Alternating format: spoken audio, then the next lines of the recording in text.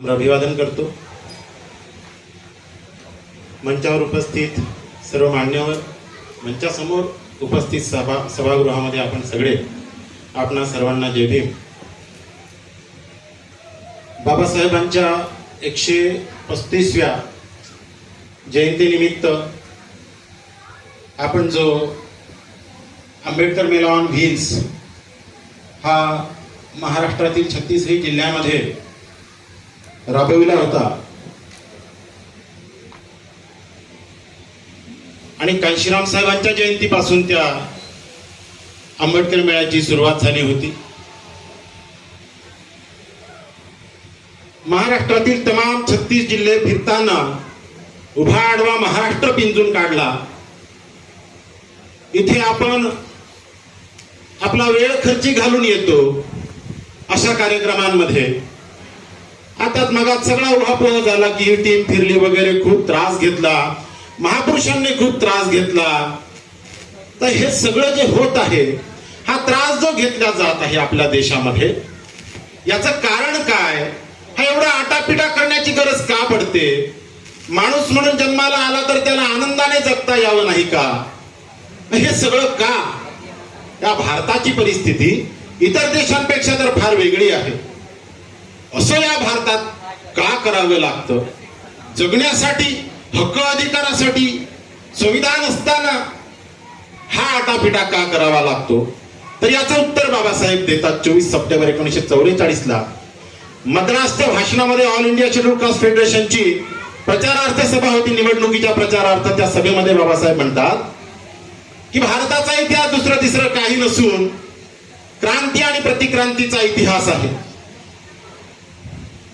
हा दोन विचारधारांमधला हा संघर्ष आहे। आणि हेच वाक्य जेव्हा प्राचीन भारतातील क्रांती आणि प्रतिक्रांतीचा इतिहास या ग्रंथामध्ये बाबासाहेब लिहितात, तिथे म्हणतात की ब्राह्मणिझम आणि बुद्धिझम याच्यातील मरेपर्यंतचा संघर्ष आहे असं बाबासाहेब म्हणतात। हा संघर्ष लागलेला आहे या भारताला आणि म्हणून इथे संघर्षरत राहावं लागतं। या दोन विचारधारांमधला हा भयानक संघर्ष आहे। एक विचारधारा जी जोपासत आहे, विषमतावादी विचारधारा जोपासणारे लोक, ते सुद्धा ताकद लावत आहेत की आम्ही सर्वश्रेष्ठ असलं पाहिजे, या समाजामध्ये आमचं स्थान सर्वोच्च असलं पाहिजे, याच्यासाठी ते झटत आहेत। आणि दुसरीकडे एक फार मोठा तबका आहे, 85% बहुजन समाज आहे, ज्याला वाटतं की आम्हाला हक्क अधिकार मिळाले पाहिजे। आणि हे नवचेतना निर्माण केली या 85% बहुजन समाजामध्ये। तेव्हा कुठे या बहुजन समाजाला समजायला लागलं की आम्हाला सुद्धा हक्क आणि अधिकार मिळाले पाहिजे। तोपर्यंत तर ही चेतना सुद्धा त्यांच्यात नव्हती। ही चेतना जागृत करण्यासाठी वेळोवेळी अनेक महापुरुष पैदा होऊन गेले या बहुजन समाजामध्ये। आणि तेव्हा हे समजायला लागलं की आपण तर या गुलामीत जगत होतो, या गुलामीत खितपत होतो। ही गुलामी झुगारून आता आम्हाला सर्वांसाठी समान हक्क आणि अधिकार पाहिजे, त्याच्यासाठी हा आटापिटा आहे। या देशामध्ये जे काही घडलं, ज्या काही कॉग्निजिबल दखलपात्र ज्या काही ऐतिहासिक घटना असतील, त्या सगळ्या ऐतिहासिक घटना क्रांती आणि प्रतिक्रांतीच्या परिणाम स्वरूप समोर आलेले आहेत। म्हणून आपल्याला त्रास होतो जगण्यासाठी। कारण इथे कसा वर्ग आहे जो स्वतःला सर्वोच्च स्थानी पाहतो, असलो पाहिजे याच्यासाठी तो दिवस रात्र झटत आहे। या भारताची समाज व्यवस्था, या समाज व्यवस्थेचे त्यांनी म्हटले तर 4 भाग केले। चातुर्वर्ण व्यवस्था, ब्राह्मण, क्षत्रिय, वैश्य, शूद्र। पण त्याच्या खाली एक फार मोठा तबका होता, अतिशूद्र, ज्याला बहिष्कृत समाज म्हटलं गेलं, ज्याला पंचम वर्ण म्हणून नंतर म्हटलं गेलं। या समाजाला तर काहीच अधिकार नव्हते, शूद्रालाही नव्हते।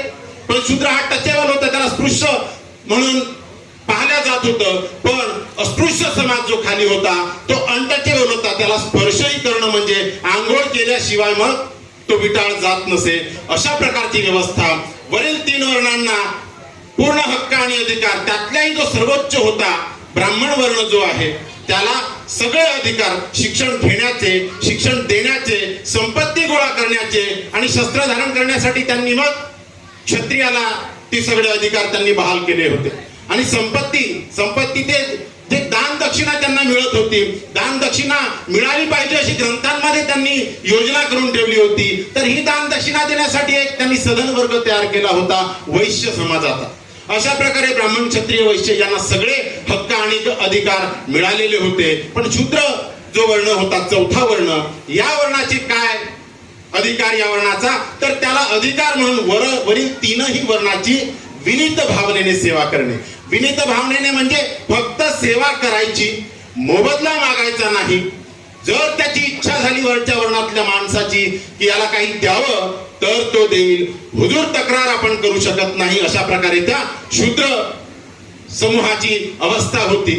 त्याच्या खाली एक फार मोठा तबका होता, अतिशूद्र, बहिष्कृत किंवा अवर्णही ज्याला म्हटलं गेलं आहे किंवा पंचम वर्ण.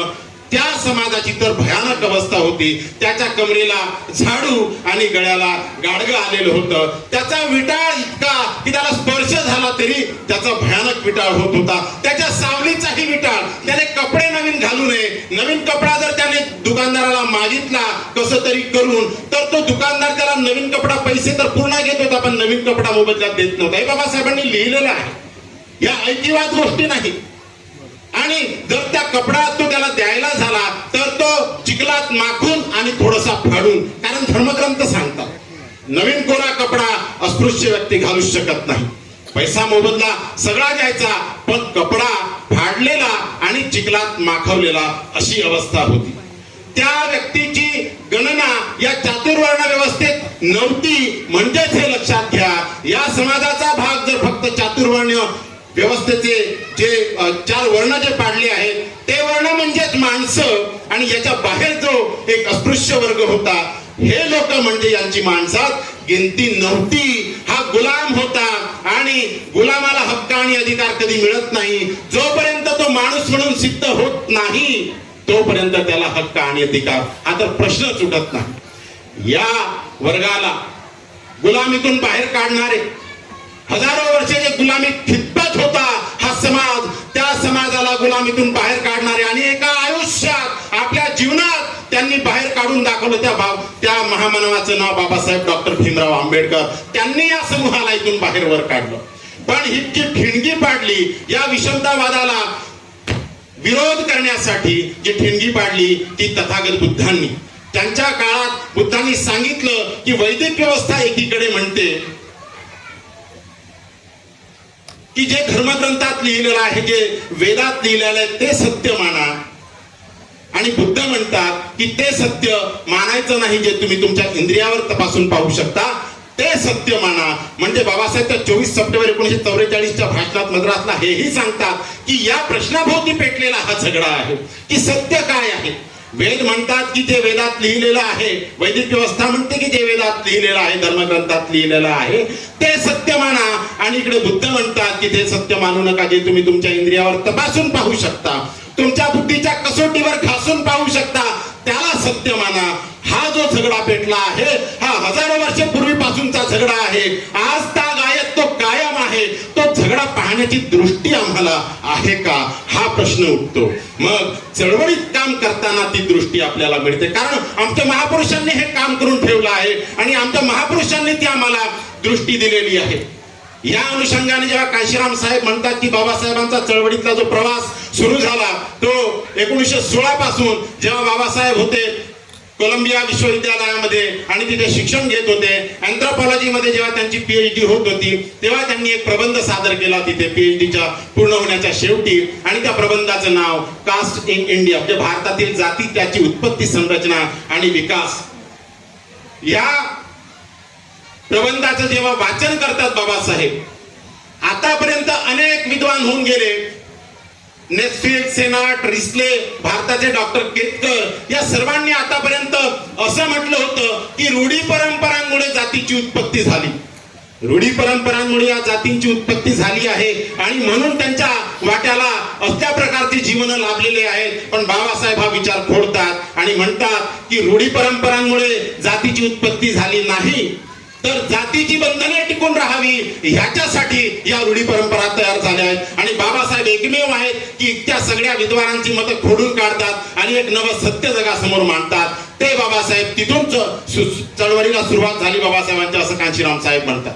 ही चळवळ पुढे नेताना बाबासाहेबांनी अनेक प्रसंग पाहिले. मगाशी आपण तो विषय जो वेटिंग फॉर अ विजा या विषयामध्ये आपण ऐकलं की बाबासाहेबांच्या पाठीशी अनेक लहानपणातले प्रसंग होते की जे अस्पृश्यतेचे चटके जे बाबासाहेबांनी सहन केले होते ते प्रसंग बाबासाहेबांच्या पाठीशी होते.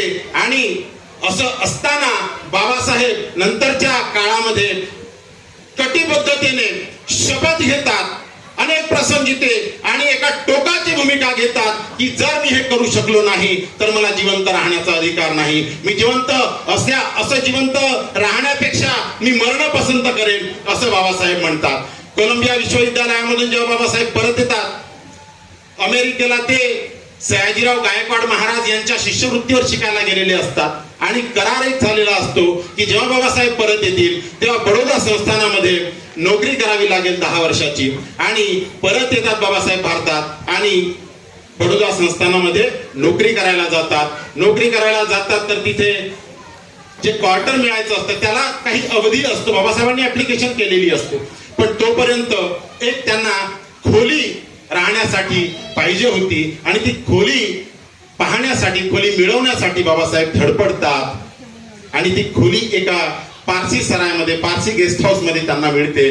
पारसी गेस्ट हाऊस मध्ये जो तिथला मॅनेजर आहे, प्रबंधक आहे, तो सुद्धा म्हणतो की तुम्हाला तुमचं खरं नाव तुम्ही सांगितलं तर तुम्हाला खोली मिळणार नाही. कारण आधीपर्यंतचा तसाच अनुभव त्या बडोदा संस्थानामधला की नाव सांगितलं की त्यांना ते ओळखून घेत होते आणि बाबासाहेबांना खोली मिळत नव्हती. कारण अनटचेबल, अस्पृश्य पारसी त्या सरायमध्ये जे बाबासाहेब जातात तो प्रबंधक सांगतो आणि नावही सुचवतो की एदलजी सोराबजी हे या नावाने बाबासाहेब तिथे राहतात आणि बाबासाहेबांचं तिथे नोकरी सुरू असते त्या बडोदा संस्थानामध्ये. बडोदा संस्थानामध्ये नोकरी सुरू आहे आणि लोकांना समजतं की कोणतरी अस्पृश्य समाजाचा अधिकारी आहे आणि बडोदा संस्थानामध्ये काम करत आहे. नंतर ते कळतं की बाबासाहेबच ते आहेत आणि ते त्या पारसी गेस्ट हाऊस मध्ये थांबलेले आहेत. आणि बाबासाहेबांचं हे जी खरी ओळख जेव्हा पटते तर ते मुस्टंड काही येतात आणि त्या पारसी गेस्ट हाऊस मध्ये बाबासाहेब त्या खोलीत राहतात. त्या खोलीच्या दरवाजावर येऊन दस्तक देतात, लाठी डंडे घेऊन ते दार ठोठावतात. बाबासाहेब तो प्रसंग सांगतात की मी इतका घाबरलो होतो की मला असं वाटत होतं आता माझा जीव घेतील हे लोक, अशा आवेशात ते होते. बाबासाहेब प्रचंड घाबरलेले होते. तरी त्या घाबरलेल्या परिस्थितीत बाबासाहेब दार उघडतात आणि विनवणी करतात. अक्षरशः बाबासाहेबांची विद्वत्ता कोणती आणि त्या छटाकभर ज्यांची विद्वत्ता नसेल त्या लोकांसमोर विनवणी करत आहेत बाबासाहेब की मला थोड्याशा दिवसांची मोहलत द्या, मुभा द्या, मी हे सोडून जाईल. पण त्यांनी ऐकलं नाही आणि बाबासाहेब नंतर आणखी ऑप्शन शोधतात. एक ब्राह्मण मित्र असतो, त्याच्याकडेही बाबासाहेबांचं काही जमलं नाही कारण ब्राह्मण मित्राने बहाणा बनवला की तू जर आमच्या घरी आला तर माझे नोकर घर सोडून जातील. एक ख्रिश्चन मित्र, त्यानेही बहाणा बनवला, नाही राहता आलं बाबासाहेबांना. बाबासाहेब हैराण परेशान, एक प्रकारे कोलाहल माजलेला त्यांच्या हृदयामध्ये, त्यांच्या विचारामध्ये. तिकडे तर इतकी वाहवा झाली होती त्या कोलंबिया विश्वविद्यालयामध्ये की 8 वर्षाचा अभ्यासक्रम बाबासाहेबांनी 2 वर्ष 3 महिन्यात पूर्ण केला. इतकी वाहवा त्या कोलंबिया विश्वविद्यालयामध्ये, अख्ख्या अमेरिकेमध्ये की एक असा विद्यार्थी आहे भारताचा. आणि तोच विद्यार्थी जेव्हा भारतात येतो तर बाबासाहेबांची काय अवस्था होती ते बाबासाहेब अनुभव करतात. एका झाडाखाली बसतात.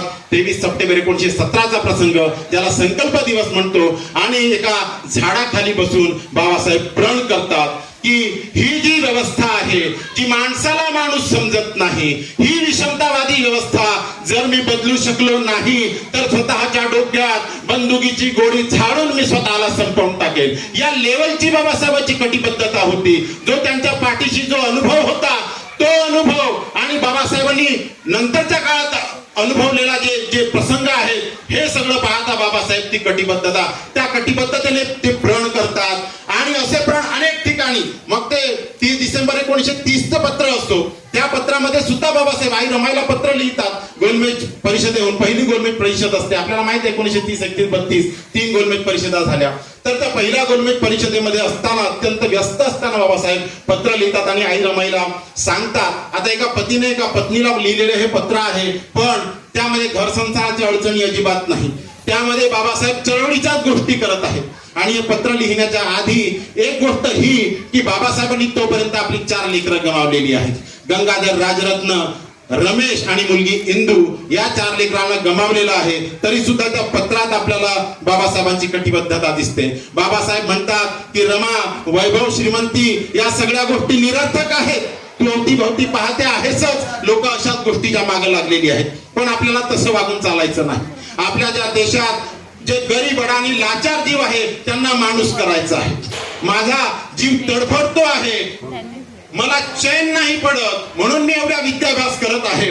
आणि ही विषमतेची बीज कुणी लावली, याला खत पाणी कुठून मिळतं हे मला बघायचं, याच्यासाठी मी एवढा अभ्यास करतो आहे. याच्यासाठी मी या आगीत पडलेलो आहे आणि ही आगच मला आग करेल. या आगीच्या कधी तुलाही झळा पोचतात, यशवंतालाही पोचतात हे मला माहिती आहे. पण रमा, मी तरी काय करू? एका बाजूनं हात धुवून लागलेलं हे पाठीशी दारिद्र्य आणि दुसऱ्या बाजूनं माझ्या जिद्दीनं घेतलेला वसा ज्ञानाचा, हे आपल्याला करायचं आहे असं बाबासाहेब म्हणतात. आतापर्यंत बाबासाहेबांनी कधीच मनमोकळेपणानं रमाईशी बोललेलं नसतं. हे सगळं आठवत आहे बाबासाहेबांना. तिकडे एक मोठी लढाई लढत आहेत त्या गोलमेज परिषदेमध्ये आणि इकडे ते सगळं आठवण येत आहे बाबासाहेबांना की मी रमाईकडे किती दुर्लक्ष केलं, मी मुलांकडे किती दुर्लक्ष केलं. 4 मुलांना मला गमवावं लागलं, तरी सुद्धा रमाई तक्रार करत नाहीये. या गोष्टी कधी बाबासाहेब बोललेले नव्हते. त्या पत्रात ते म्हणतात की मनात माझ्या खूप साठलेलं होतं, पण तुझ्या समोर अंतरायला कधीच वेळ मिळाला नाही, हे बाबासाहेब त्या पत्रात म्हणतात. आणि रमा, मला सगळं समजतं की मी हे सगळं करू शकलो नाही, पण आता मला सगळं आठवत आहे. आणि या प्रसंगी रात्रीचे 11 वाजले आहेत. उजव्या हाताने हे पत्र लिहितो आहे आणि डाव्या हातानं अनावर झालेली आसरू पुसतो आहे. बाबासाहेब ते पत्र लिहिताना रडत आहेत. हे आमचे हक्क अधिकारासाठी तिकडे लढत सुद्धा आहेत आणि आठवत आहेत की किती नुकसान झालं आणि मी लक्ष देऊ शकलो नाही परिवाराकडे. आणि हे सगळं आठवण करून ते रडत सुद्धा आहेत. आणि तिथे पुन्हा ते संकल्प करतात बाबासाहेब की जर मी ही विषमता संपवू शकलो नाही, जर मी माझ्या लोकांसाठी काम करू शकलो नाही, तर मरणच मी अधिक पसंत करेल. आणि बाबासाहेब म्हणतात की आता हे वाचून तुला रड येत असेल रामू, पण मी तरी काय करू? हे सगळं ते या अनुषंगाने बाबासाहेब निश्चय करतात. बाबासाहेब पुढे अख्खा जीवनभर हा निश्चय करताना आपल्याला दिसतात. पुणे कराराचा प्रसंग आहे, तिथे सुद्धा बाबासाहेब म्हणतात ना की एकीकडे बाबासाहेब या तीव्रतेने लढत आहेत की समोरच्या विजेचा खांबाला लटकून जरी मला फाशी दिली तरी मी हक्क आणि अधिकार जे मिळवून आणले असं राऊंड टेबल कॉन्फरन्स मधून ते सोडणार नाही. दुसरीकडे गांधीजी प्राणांतिक उपोषण करत आहेत आणि ते सुद्धा मरायला तयार आहेत. बाबासाहेब सुद्धा मरायला तयार आहेत. ते म्हणतात की समोरच्या विधीच्या खांबाला लटकून फाशी जरी दिली तरी सुद्धा मी हे हक्क आणि अधिकार सोडणार नाही. या लेवलची तीव्रता बाबासाहेबांची. या तीव्रतेने बाबासाहेब लढले आणि आमच्यासाठी एक संविधान देऊन गेले. संविधान देताना हे सुद्धा माहिती होतं बाबासाहेबांना की या देशासाठी या गोष्टी थोड्याशा आता नवीन आहेत. बाबासाहेब 25 नोव्हेंबर 1949ला त्या संविधान सभेच्या शेवटच्या भाषणात म्हणतात की लोकसत्ताक पद्धती भारताला माहिती होती. बुद्धाच्या काळात ती लोकसत्ताक पद्धती या देशात सुरू होती, पण भारताला त्याचा विसर पडला.